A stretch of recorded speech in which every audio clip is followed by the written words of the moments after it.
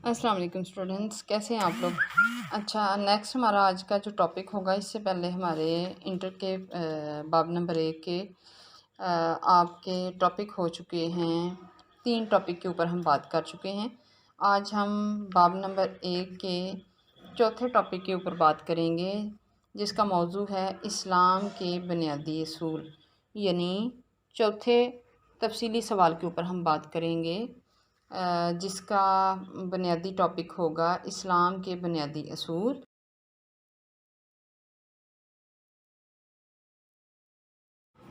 अस्सलाम वालेकुम स्टूडेंट्स, क्या हाल है, कैसे हैं आप। आज हम तारीख़ पाकिस्तान बाब नंबर 1 के नए टॉपिक के साथ हाज़िर होते हैं, इस्लामी फ़लाही रियासत की तारीफ़ और फ़राइज़। यानी आपका जो नेक्स्ट नया टॉपिक होगा, नया लॉन्ग क्वेश्चन होगा, वो है इस्लामी फ़लाही रियासत की तारीफ़ कीजिए, नीज़ इसके फ़राइज़ क्या हैं। तो जैसे कि टॉपिक में तारीफ़ पूछी गई है, फिर फ़राइज़ पूछे गए हैं, तो लॉन्ग क्वेश्चन को बड़े अच्छे तरीके से जो उसकी प्रेजेंटेशन होती है, अगर किसी में किसी टॉपिक की तारीफ़ ना भी पूछी जाए, उस हवाले से आपका कॉन्सेप्ट क्लियर है, तो कोशिश करें 1 और 2 लाइन आप उसकी डेफिनेशन खुद से ज़रूर दें और फिर लॉन्ग क्वेश्चन के अगले स्टेप की तरफ चलें। तो यहाँ पे ऑलरेडी तारीफ़ जो है वो दी हुई है, डेफिनेशन दी हुई है।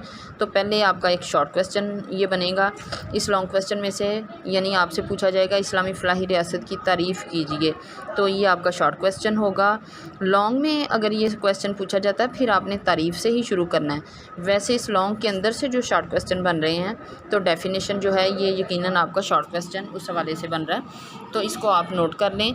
तारीफ़ इस्लामी फ़लाही रियासत से मुराद ये है कि ये ऐसी रियासत जो इस्लामी उसूलों पर मबनी अवाम की फ़लाह व बहबूद के लिए काम करे और जिसका मकसद ऐसा माशरा कायम करना हो जहाँ अदल व इंसाफ़ हो, मसावात हो, अखुवत हो, खुशहाली हो, रवादारी हो, यकसा हकूक़ सबको मिलें, तो ये इस्लामी रियासत कहलाती है।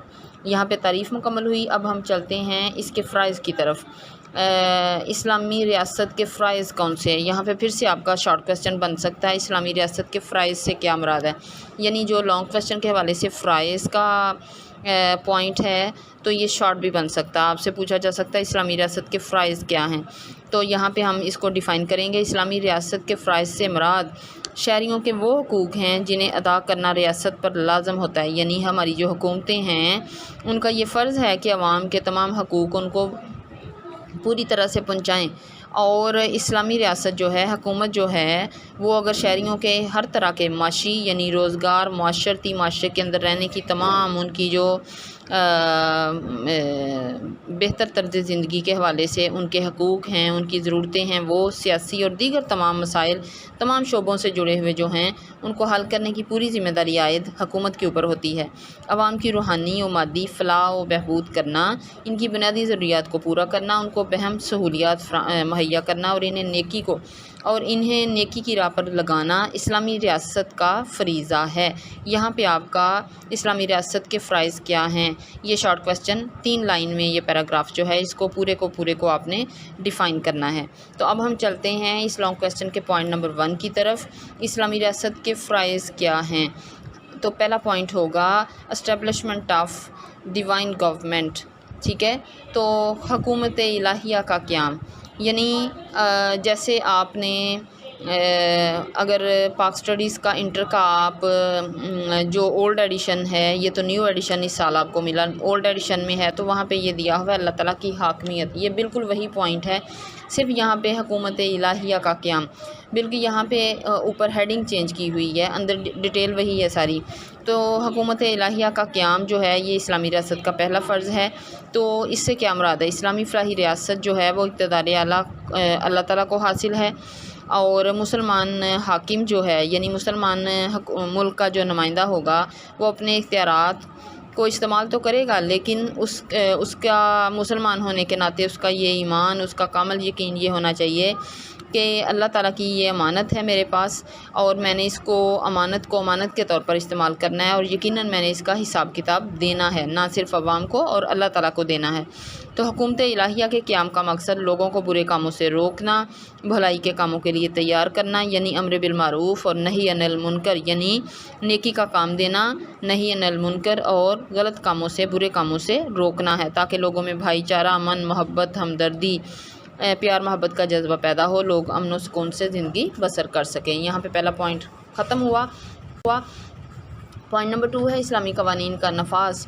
इस्लामी रियासत का मकसद दूसरा जो है वो ये है कि अपनी रियासत के अंदर इस्लामी कवानीन के मुताबिक अपनी हुकूमत कायम करें। यानी उससे मुराद क्या होगा कि बहैसियत मुसलमान मुल्क, मुसलमान होने के नाते हुकूमत के नुमाइंदे ना सिर्फ अपनी ज़िंदगियाँ बल्कि मुल्क के अंदर रहने वाले तमाम मुसलमान अवाम की ज़िंदगियाँ जो हैं वो कुरान और सुन्नत के असूलों पर मबनी कानून साजी उसके मुताबिक करें और उसका नफाज जो है वो हाकम की अवलीन ज़िम्मेदारी है। यानी उसके ऊपर इम्प्लीमेंटेशन जो है वो हाकम की यानी हुकूमत का जो नुमाइंदा है, सरबराह जो मुल्क का होगा, उसके ऊपर अमल करना और अमल करवाना जो है उसकी अवलीन ज़िम्मेदारी है। क्योंकि कुरान मजीद और नबी करीम सल्लल्लाहु अलैहि वसल्लम की सुन्नत के दिए हुए तमाम कवानीन ही अवाम की फ़लाह के ज़ामिन हैं।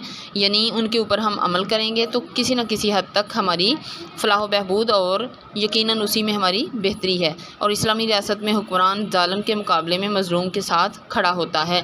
यानी इस्लामी यहाँ पे इस लाइन से हमें यह भी सबक मिलता है और इस्लामी रियासत की वजाहत में और अहमियत में और इजाफ़ा हो जाता है कि इस्लामी रियासत में किसी ताकतवर तबके को बहुत ज़्यादा अहमियत और गरीब तबके को दबाया नहीं जाता, बल्कि हुक्मरान ज़ालिम के मुकाबले में किसी गरीब, नादार और मज़लूम, बेकस के साथ ज़्यादा हमदर्दी करती हुई दिखाई देती है। तीसरे नंबर पे है बुनियादी ज़रूरियात की तकमील।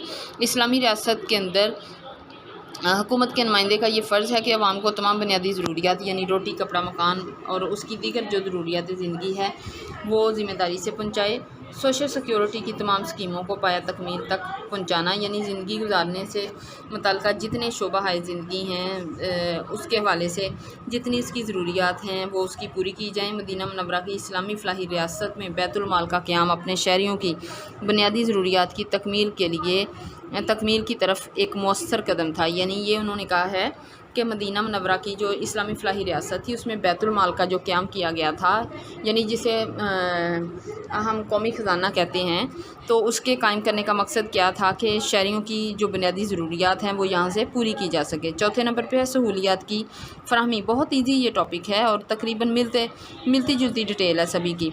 आवाम को बुनियादी ज़रूरियात मुहैया करने के बाद इस्लामी फ़लाही रियासत जो हैं उन्हें माकूल ज़िंदगी गुजारने के लिए दीगर सहूलियात और आसाइशात यानी जितनी सहूलतें हैं उनकी फ़राहमी जो है उसको यकीनी बनाया जाए। अब उसमें पहले नंबर पे क्या है, मसलन तालीम है, सेहत है, आमदोरफ्त की सहूलतें वगैरह जो हैं, यानी जितनी ज़रूरियात ज़िंदगी से मुतालिक जुड़े हुए आपके शोबे हैं वो तमाम सहूलतें आवाम को बेहतर तरीके से पहुँचाई जाएँ और बेहतर ज़िंदगी गुजारने के लिए तमाम सहूलियात मुहैया करना इस्लामी रियासत का एक अहम फ़रीज़ा है।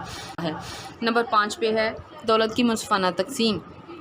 इस्लामी फ़लाही रियासत कौम की दौलत को चंद हाथों में नहीं रहने देती बल्कि दौलत की गर्दिश को यकीनी बनाती है ताकि माशरे के तमाम अफराद इससे फ़ायदा हासिल कर सकें, मुस्तफ़ीद हो सकें यानी फ़ायदा हासिल कर सकें। तो सेकंड लाइन पे हम आ गए हैं। इस्लामी रियासत दौलत की मुनसिफ़ाना तकसीम के ज़रिए अवाम को समाजी तहफ़्फ़ुज़ फ़राहम करती है ताकि गुरबत को दूर किया जा सके। और हज़रत उमर इब्न ख़त्ताब रज़ी अल्लाह ताला अन्हु का दौर एक इस्लामी नहीं बल्कि बेहतरीन इस्लामी मसाली दौर था जिसमें गुरबत और मुफलसी ख़त्म हो गई थी और तकरीबन हर शख्स बाइज़्ज़त ज़िंदगी बसर करने लगा था। लिहाजा इस्लामी रियासत का ये फ़रीज़ा है कि हम हज़रत उमर इब्न ख़त्ताब रज़ी अल्लाह ताला अन्हु के दौर की सुनहरी इस्लामी मुनसिफ़ाना रवायात जो हैं उसको दोहराएँ और उसी के ऊपर अमल करें।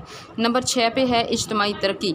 इज्तिमाई तरक्की के लिए सनती, ज़रई, मादनी और दीगर जो तजारती तरक्की के मंसूबे हैं उनको बनाया जाए, उनको फ़रोग़ दिया जाए और इन्हें नाफज करना इस्लामी फ़लाही रियासत की ज़िम्मेदारी है ताकि इन शोबों को तरक्की देकर हम आवाम की ज़रूरियात को बासानी बड़े अच्छे तरीके से उन तक पहुँचा सकें। नंबर 7 पे है अमन व अमान। इस्लामी रियासत का ये फ़रीज़ा है कि माशरे के अंदर अमन व अमान कायम किया जाए ताकि माशरे के अंदर रहने वाले तमाम मुल्क व कौम के तमाम शहरी जो हैं अमीर, दरमियाना और गरीब हर तरह का जो तबका है उनको अपनी ज़िंदगी अमन व अमान के साथ गुजारने का बेहतरीन माहौल जो है वो मुयस्सर हो सके, और उसके लिए कवानीन का मौसर नफाज और निज़ाम जो है वो अदल का मजबूत और ख़ुद मुख्तार होना ज़रूरी है। नंबर 8 पे है मुल्की दिफाई निज़ाम, यानी नेशनल डिफेंस सिस्टम जो है वो हमारा मजबूत होना चाहिए। तो इस्लामी रियासत का ये फ़र्ज़ है कि मुल्क को अंदरूनी बैरूनी ख़तरात से बचाए। मुल्की सरहदों की हिफाजत के लिए दिफा का इंतज़ाम करना रियासत की ज़िम्मेदारी है, इसलिए मजबूत फ़ौज होना और इससे जदीद असलाह से लैस किया जाना जो है वो ज़रूरी है। इसी वजह से पाक आर्मी जो है उसको सबसे ज़्यादा बजट जो है पाक आर्मी को दिया जाता है, ताकि हम सरहदों पे हमारी फ़ौज जो है वो हर वक्त चौकन्ना रहती है, ताकि अवाम को हर तरह का तहफ़्फ़ुज़ और अमन व अमान जो है वो मुहैया किया जाए और दुश्मन का मुकाबला करने के लिए हर वक्त हम लेस हों। तो उसके बाद है पे ख़ारजा पॉलिसी। अच्छा, यहाँ पे पहले मैं ये बताती चलूँ कि ख़ारजा पॉलिसी से क्या मुराद है। जैसे कि पॉइंट से ही क्लियर हो रहा है, यहाँ पे इस लॉन्ग क्वेश्चन के अंदर आखिरी जो पॉइंट है ये आपका शॉर्ट क्वेश्चन जो है वो भी वाज़ेह हो रहा है, यानी आपको शॉर्ट क्वेश्चन आ जाएगा ख़ारजा पॉलिसी से क्या मुराद है। तो लॉन्ग क्वेश्चन का बेटा ये पॉइंट नंबर 9 लास्ट पॉइंट है, लेकिन ये शॉर्ट क्वेश्चन भी बन रहा है। तो शॉर्ट क्वेश्चन इसको आप इस तरह डिफ़ाइन करेंगे, तीनों लाइनों का पैराग्राफ ये पूरा लिखेंगे। बैरूनी मुल्क से ताल्लुकात इस्तवार करना, इन्हें फ़रोग़ देना। फ़रोग़ देने से मुराद यानी आपकी किसी से दोस्ती होती है और उस दोस्ती को आप दिन ब दिन मजबूत बनाते हैं, तो इन्हें फ़रोग़ देना, मजबूत बनाना और उस रिश्ते को आगे तक बढ़ाना, और कौमी मफाद के हसूल के लिए बैनुल-अक़वामी सतह पर मुनासिब इक़दामात उठाना जो है वो ख़ारजा पॉलिसी कहलाती है। यानी ये फ़र्स्ट लाइन से सेकंड लाइन तक जाके इस शॉर्ट क्वेश्चन की क्लोजिंग हो रही है। यहाँ पे शॉर्ट क्वेश्चन मुकम्मल हो रहा है। आप चाहें तो ये दूसरी से तीसरी लाइन तक पूरा पैराग्राफ भी लिख सकते हैं, लेकिन जहाँ लिखा हुआ है बैनुल-अक़वामी सतह पर मुनासिब इक़दामात उठाना ख़ारजा पॉलिसी कहलाता है, यहाँ तक भी आप ये लिखेंगे तो आपकी शॉर्ट क्वेश्चन जो है उसकी डेफिनेशन यहाँ पे मुकम्मल तौर पे एक्सेप्टेबल है, यहाँ तक ठीक है, आप यहाँ तक भी लिख सकते हैं। उसके अलावा है आगे दिया हुआ कि इस्लामी फ़लाही रियासत का फ़र्ज़ ये भी है कि वो इस्लामी ममालिक के साथ ताल्लुकात को दूसरे ममालिक की निस्बत और ज़्यादा मजबूत और गहरे और दोस्ताना बनाए, और ताकि बैनुल-अक़वामी सतह पर इस्लामी भाईचारे की मिसाल उम्दा मिसाल के तौर पर पेश की जा सके। तो यहाँ पे हमारा ये टॉपिक इस्लामी फ़लाही रियासत के फ़राइज़, उसकी तारीफ़ जो है वो मुकम्मल हुआ। तो इसको ये आपका जो टॉपिक है स्टूडेंट्स, ये नहायत ही आसान है, बहुत आसान, और तकरीबन हर पॉइंट की डिटेल दूसरे पॉइंट की डिटेल से मिलती जुलती है। इसकी लर्निंग, इसको लिखना आपके लिए मुश्किल नहीं होगा। तो इस टॉपिक को सुनें, इसको समझें, और इसके समझने में किसी लफ्ज़ के मीनिंग के हवाले से आपको कोई मसला हो, कुछ आप पूछना चाहते हैं, तो कमेंट सेक्शन में जाएं, अपने कमेंट दें, अपने व्यूज़ का इजहार करें और मुझे लाइक करें। और तब तक हम अगले नए टॉपिक के साथ फिर से हाज़िर होंगे। हमारा नया अगला टॉपिक होगा इस्लामी फ़लाही रियासत के बुनियादी असूल। ये टॉपिक अब ये देखें, इस बाब नंबर 1 के अंदर तमाम टॉपिक जो हैं वो तकरीबन मिलते जुलते हैं, इसलिए इनकी लर्निंग आपके लिए मुश्किल नहीं होगी, बड़ा आसान आपके लिए होगा। यानी अभी जो हमने टॉपिक मुकम्मल किया इस्लामी फ़लाही रियासत की तारीफ़ और फ़राइज़, उससे पहले हमने एक टॉपिक मुकम्मल किया था इस्लाम के बुनियादी असूल। ये वाला टॉपिक यानी बेसिक प्रिंसिपल्स ऑफ इस्लाम, ये वाला टॉपिक, और इस्लामी फ़लाही रियासत के बुनियादी असूल, ये वाला टॉपिक, ये तकरीबन एक जैसा ही है, बस थोड़ी सी हेडिंग्स को चेंज किया गया है। इसकी डिटेल, इसके पॉइंट्स एक जैसे हैं, सिर्फ ये फ़र्क है वहाँ लिखा हुआ है इस्लाम के बुनियादी असूल और यहाँ पे लिखा हुआ है इस्लामी फ़लाही रियासत के बुनियादी असूल। यानी कोई भी मुस्लिम मुल्क है तो उसके अपने मुल्क को परवान चढ़ाने के लिए, तरक्की देने के लिए, फ़रोग़ देने के लिए जो बुनियादी असूल होंगे वो वही होंगे जिस मज़हब का वो पैरोकार होगा। तो दोनों लॉन्ग क्वेश्चन तकरीबन एक जैसे हैं, आपके लिए लर्निंग करनी इसकी मुश्किल नहीं होगी। तो इंशाल्लाह नए टॉपिक के साथ फिर मिलेंगे। इस्लामी फ़लाही रियासत के बुनियादी असूल हमारा अगला टॉपिक होगा। तब तक के लिए बेटे अल्लाह हाफ़िज़।